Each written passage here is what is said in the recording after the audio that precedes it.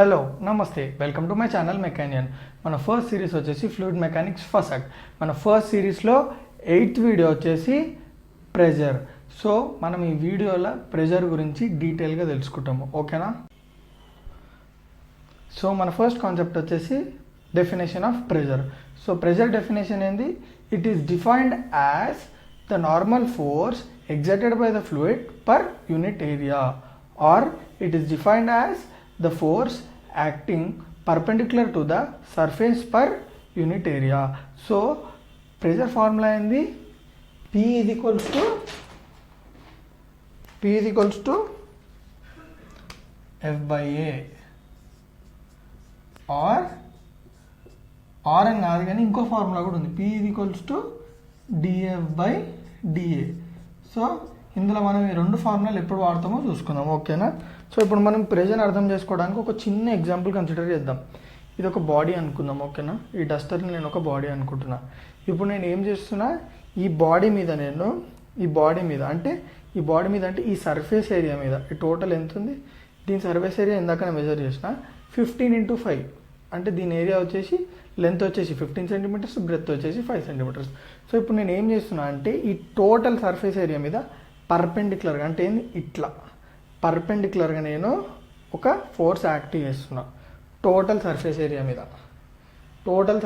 మీద పర్పెండిక్యులర్గా నేను ఒక ఫోర్స్ యాక్టివ్ చేస్తున్నా. సో ఎప్పుడైతే ఒక ఫోర్స్ ఒక బాడీ మీద, అంటే బాడీ సర్ఫేస్ ఏరియా మీద పర్పెండిక్యులర్గా యాక్ట్ అయిందో, పర్పెండిక్యులర్ అంటే నేను ఫోర్స్ ఇట్లనే అప్లై చేసిన, జస్ట్ చేతి ఇట్లా పెట్టిన అంతే, పర్పెండిక్యులర్గా యాక్ట్ చేస్తాము, దాన్ని మనం ఏమంటాము, ప్రెజర్ అని అంటాం. మళ్ళీ ఒకసారి చెప్తున్నా, ఒక బాడీ ఉంది, ఎప్పుడైతే ఒక బాడీ సర్ఫేస్ మీద నేను ఒక ఫోర్స్ యాక్టివ్ చేస్తున్నా, ఎట్లా యాక్టివ్ చేస్తున్నా, పర్పెండిక్యులర్గా యాక్టివ్ చేస్తున్నా. ఎప్పుడైతే ఒక బాడీ మీద మనం పర్పెండిక్యులర్గా ఒక ఫోర్స్ అప్లై చేస్తామో దాన్ని మనం ఏమంటాము, ప్రెజర్ అని అంటాము. ఇప్పుడు మనము సింపుల్గా జస్ట్ దీన్నే మనము ఏమంటాము, ఎంత ఫోర్స్ పెట్టినామో కనుక్కోవడానికి ఏం చేస్తాం మనము, సింపుల్. నేను ఏమనుకుంటా అంటే నేను F10 న్యూటన్ అప్లై చేసిన అనుకుంటా, అంటే ఈ ఫోర్స్ ఎంత అప్లై చేసిన అనుకుంటున్నా, నేను జస్ట్ 10 న్యూటన్ అనుకుంటున్నా. ఏరియా ఎంత అనుకున్నాము 15 × 5 కదా, 15 సెంటీమీటర్స్ × 5 సెంటీమీటర్స్ ఎంత, 75, అవునా కదా, 75 centimetre square. So P is equals to 10/75, అవునా కదా. సో మనకు ప్రెజర్ వాల్యూ ఒకటి వచ్చేస్తుంది, ఓకేనా, అది ప్రెజర్ వాల్యూ. సో ఇది ప్రెజర్ అంటే, అర్థమైందా? సో మనకి ఇంకో ఫార్ములా ఉంది, ఏంది అది, P is equals to dF by dA. అంటే దీని అర్థమైంది సింపుల్ అబ్బా. ఇందాక కేసులా ఏంది తెలుసా, నేను ఇప్పుడు ఈ సర్ఫేస్ ఏరియా ఉందా, టోటల్ సర్ఫేస్ ఏరియా మీద ఒకటే వెయిట్ యాడ్ చేసిన, ఒకటే ఫోర్స్ యాడ్ చేసిన, ఎంత, 10 న్యూటనే. కానీ ఒకవేళ నేను ఇప్పుడు ఈ సర్ఫేస్ మీద 2 డిఫరెంట్ ఫోర్సెస్ యాడ్ చేసిన, అంటే ఏంది, ఇంకో ఇక్కడ వరకు నేను 10 న్యూటన్ యాడ్ చేసిన, ఇక్కడ నుంచి ఇక్కడ వరకు నేను 20 న్యూటన్ యాడ్ చేసిన, ఇక్కడ వరకు నేను 30 న్యూటన్ యాడ్ చేసిన, ఇక్కడ వరకు 14 న్యూటన్ యాడ్ చేసిన. అంటే ఏంది, ఫోర్స్ అనేది యూనిఫామ్గా లేదు, ఈ సర్ఫేస్ ఏరియా మొత్తంలో ఫోర్స్ అనేది యూనిఫామ్గా లేదు. ఒక దగ్గర 10, ఒక దగ్గర 20, ఒక దగ్గర 30, ఒక దగ్గర 40 అప్లై చేసిన. సో ఎప్పుడైతే ఫోర్స్ అనేది సర్ఫేస్ ఏరియా మీద యూనిఫామ్ యాక్ట్ కాలేదు, అంటే ఏంది, ఫోర్స్ అనేది ఎప్పుడు ఇక్కడ టోటల్గా 10 ఉంది, కానీ ఇక్కడ 10, ఇక్కడ 20, ఇక్కడ 30, ఇక్కడ 40. సో అట్లాంటి కేసెస్లో మనం ఏం తీసుకుంటామంటే ప్రెజర్ ఇది equals to change in force by change in area. ఎందుకంటే ఫోర్సు ఏరియా బట్టి చేంజ్ అవుతుంది కదా. ఫస్ట్ సపోజ్ 15 కదా, సో నేను 5 టైమ్స్ అప్లై చేసిన అనుకుందాం. ఫస్ట్ 3 సెంటీమీటర్స్కి నేను ఎంత అప్లై చేసిన, 10 అప్లై చేసిన. సో ఫస్ట్ 3 సెంటీమీటర్స్కి ఎంత అవుతుంది, P ఇది ఈక్వల్స్ టు అంత అయిపోతుంది.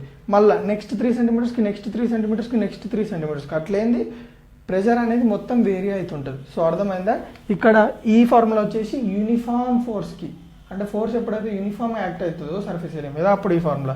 ఇది వచ్చేసి ఫోర్స్ ఎప్పుడైతే యూనిఫామ్ ఉండదు, టోటల్ సర్ఫేస్ ఏరియా మీద ప్రెజర్ అనేది చేంజ్ అవుతుంటాయి, అంటే 10, 20, 30, 40. అర్థమైందిగా, ఓకేగా, రైట్. సో మన నెక్స్ట్ కాన్సెప్ట్ వచ్చేసి యూనిట్స్ ఆఫ్ ప్రెజర్.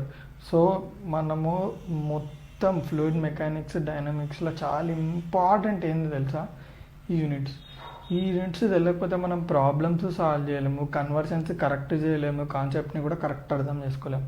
సో నేను యూనిట్స్ కోసం సపరేట్గా నేను ఒక పార్ట్ పెడుతున్నా, అంటే అర్థం చేసుకోండి యూనిట్స్ ఎంత ఇంపార్టెంటో. మీరు మ్యాక్సిమం వీలైనంత వరకు గుర్తుపెట్టుకోండి. అవి ఎంత వీలైతే అంత గుర్తుపెట్టుకోండి, ఎందుకంటే ప్రాబ్లమ్స్లో మొత్తం ఇదే. దీని తలకాయ నొప్పి ఎక్కువ ఉంటుంది సగం మీకు. టారా, మళ్ళీ హెచ్జీ, ఎంఎంఆఫ్ హెచ్జీ దేనిలో కన్వర్ట్ చేయాలి, అది సిజిఎస్లు ఉంది, ఎస్ఐలు ఉంది, ఇవన్నీ పిచ్చిలు వేస్తుంది మనకి. సో అందుకే నేను దీన్ని సపరేట్ కన్వర్షన్స్ రాసి మీకు చెప్తున్నా. చాలా ఇంపార్టెంట్, జాగ్రత్తగా చూడండి. సో ఫస్ట్ మనం ఎస్ఐ యూనిట్, ఇది వచ్చేసి ఎస్ఐ యూనిట్ ప్రెషర్కి ఏంది పాస్కల్. సో 1 పాస్కల్ ఇది equals to 1 newton per metre square. ఇప్పుడు ఈ న్యూటన్ని నేను మళ్ళీ రాసుకున్నాను, దాన్ని ఏమంటారు, దాన్ని మళ్ళీ ఎక్స్పాండ్ చేసి సాల్వ్ చేస్తే 1 kg per metre second square వచ్చింది. సో ఇది ఒకటి. సో వాటితో పాటు కొన్ని ఎక్స్ట్రా యూనిట్స్ ఉన్నాయి.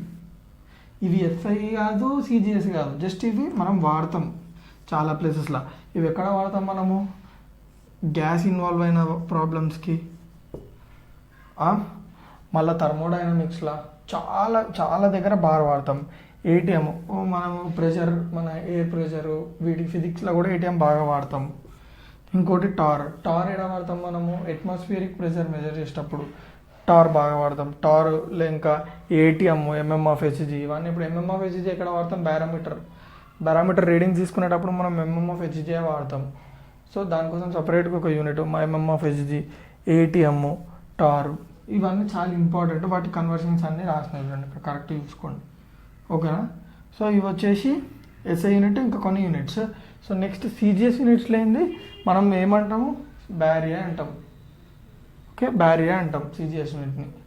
So 1 barye equals to 0.1 pascal. So 1 BA equals to 0.1 PA. So మనం 1 బిఏని ఏమనుకోవచ్చు, డైన్ పర్ సెంటీమీటర్ స్క్వేర్ కూడా అనొచ్చు, ఓకేనా. మళ్ళీ ఒకసారి చూడండి, ఇవి చాలా ఇంపార్టెంట్. ఇవి మీరు బట్టి పట్టేసేయండి, ఎందుకంటే ప్రాబ్లమ్స్లో మొత్తం ఇవే, వీటితోటే సగం మనకి. ఇలా మిస్టేక్ చేసినాం అనుకో సమ్ మొత్తం బిస్కెట్ అవుతుంది, ఓకేనా. సో మన నెక్స్ట్ కాన్సెప్ట్ వచ్చేసి examples of pressure. So 2 examples చెప్తా ప్రెషర్ గురించి. మీకు pressure is equals to F by రిలేషన్కి మొత్తం మైండ్లో గుర్తుండిపోతుంది, ఇంకా ఎప్పుడు మీ లైఫ్లో మర్చిపోరు, ఓకేనా. సో ఫస్ట్ ఎగ్జాంపుల్, ఇది చాలా చాలా చాలా దిమాగ్ పెట్టినోరు. ఈడ నేను 2 మూలలు తీసుకుంటున్నాను, 2 మూలలు. సో ఫస్ట్ మూల ఎట్లాంటి మూల, దాని సర్ఫేస్ ఏరియా ఇట్లుంది దాని సర్ఫేస్ ఏరియా. నెక్స్ట్ మూల ఎట్లుంది, ఈ మూల ఎట్లుంది, ఇట్లా షార్ప్ కాంటాక్ట్. ఇప్పుడు పెన్ను నిబ్బ ఎట్లుంది అట్లుంది దాన్ని. సో ఇప్పుడు నేను ఏం చేస్తున్నా అంటే, ఈ మూలను తీసుకుంటున్నా, ఒక చెక్కకు పెట్టి కొడుతున్నా. ఇప్పుడు నేను ఏం చేసిన అంటే, ఈ మూల మీద నేను ఫోర్స్ వచ్చేసి 10 న్యూటన్ పెట్టిన, ఈ మూల మీద కూడా ఫోర్స్ వచ్చేసి 10 న్యూటన్ పెట్టిన. సో టైమర్ పెట్టి ఏం చేసిన అంటే, రెండింటిని ఈక్వల్గా సేమ్ ఫోర్స్ తోటి కొడుతున్నా లోపలికి, చెక్క లోపలికి కొడుతున్నా. ఏది ఫస్ట్ పోయింది అంటారు మీరు, గెస్ కొట్టండి. ఏది ఫస్ట్ పోయింది, ఇదా? ఏది ఫస్ట్ పోయింది తెలుసా, ఇది ఫస్ట్ పోయింది. ఎందుకు అనే డౌట్ మీకు రావాలి. ఎందుకంటే ఈ ఫార్ములాలో మీరు కరెక్ట్ చూసినట్టయితే, pressure is inversely proportional to area. అంటే ఏంది, ఏరియా తక్కువ ఉందనుకో ప్రెషర్ ఎక్కువ ఉంటుంది. ఇక్కడ ఈ రెండిట్లా దేనికి ఏరియా తక్కువ ఉంది, అఫ్ కోర్స్ దీనికి ఏరియా తక్కువ ఉంది. అంటే ఏరియా తక్కువ ఉండడం అంటే ఏంది, వుడ్ తోటి కాంటాక్ట్లు ఉన్న ఈ సర్ఫేస్ దేనికి తక్కువ ఉంది. ఇప్పుడు వుడ్ తోటి, సపోజ్ ఇది వుడ్ అనుకో, వుడ్ తోటి కాంటాక్ట్ లేదంటుంది, ఇదే ఉంటుంది కదా. సో ఈ పార్ట్ ఉంటుంది కదా.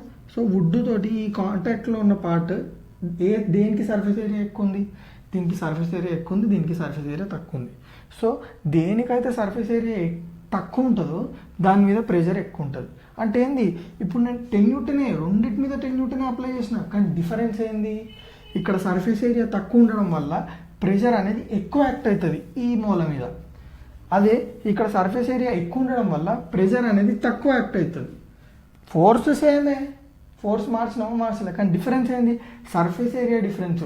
ఆ వుడ్ తోటి కాంటాక్ట్ ఉన్న ఏదైతే ఏరియా ఉందో ఆ ఏరియా దీన్ని తక్కువ ఉంది, దీన్ని ఎక్కువ ఉంది. సో ఇది ఒక ఎగ్జాంపుల్. అంటే దీన్ని బట్టి ఏమర్థమైంది, ఏరియా తక్కువ ఉంటే ప్రెషర్ అనేది ఎక్కువ యాక్ట్ అవుతుంది, ఏరియా ఉందనుకో ప్రెషర్ తక్కువ యాక్ట్ అవుతుంది, ఓకేనా. సో ఇప్పుడు నెక్స్ట్ వచ్చేసి ఏంది తెలుసా, సింపుల్. ఇప్పుడు నేను ఇట్లా ఉన్నా, కంఫర్టబుల్గా నిల్చోగలుగుతున్నా ఇట్లా చాలా ఈజీగా. ఇప్పుడు నేను ఒక కాలు మీదికి పెట్టినా అనుకో, కంఫర్టబుల్గా ఉంటామా మనం, ఒక కాలు మీద మనం బ్యాలెన్స్ చేసుకోగలుగుతామా, చేసుకోలేము. ఎందుకు? 2 కాళ్ళు ఉన్నాయనుకో, ఇప్పుడు 2 కాళ్ళు, ఇవి 2 కాళ్ళు అనుకో, ఇవి 2 కాళ్ళు అనుకో, ఇప్పుడు దీనికి ఒక సర్ఫేస్ ఏరియా ఉంటుంది, దీనికి ఒక సర్ఫేస్ ఏరియా ఉంటుంది. ఇప్పుడు నా బాడీ మీద నా బాడీ వెయిట్ అంతా కాళ్ళ మీదనే పడుతుంది కదా, అవునా కదా?